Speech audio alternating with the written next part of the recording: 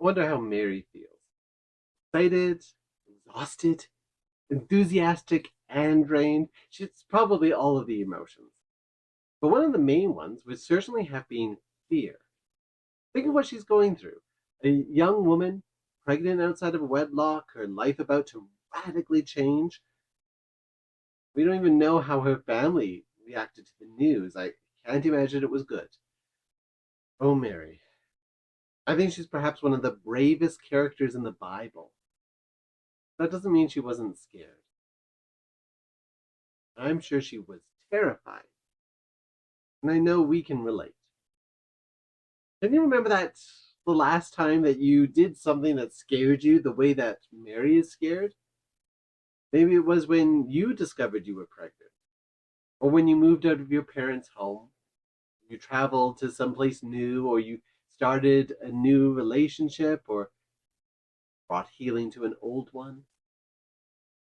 Can you remember when you were young? Everything was new and everything exciting and everything terrifying. I've been organizing books at home and I came across an old prayer journal that I had once used.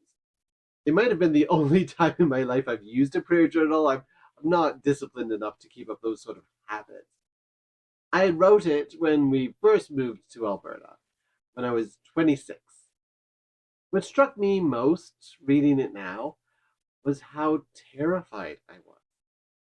I think back at that time and I remember it as exciting and exhilarating, and I had forgotten just how scared I was. Scared to be leaving home, leaving family, setting up my own first home in a new province, starting a new job and not knowing if I'd be any good at it, learning how to drive manual in the middle of an Albertan winter. So many things terrified me. And almost every prayer I wrote was asking God to give me strength and courage. I got that.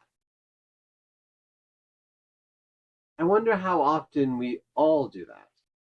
That when the event is over and we're looking back at ourselves, we remember the exciting bits, forget just how scared we were. And if we forget how scared we were, we'll also forget how brave we were. I bet anything that you've been a lot braver than you remember.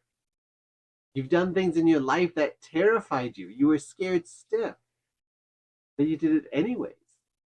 In the grace and strength of God, you've done amazingly brave things. God gave you courage, just as God encouraged Mary. And if you were brave back then, I wonder if we can be brave again. What other brave things might we accomplish with the power of God?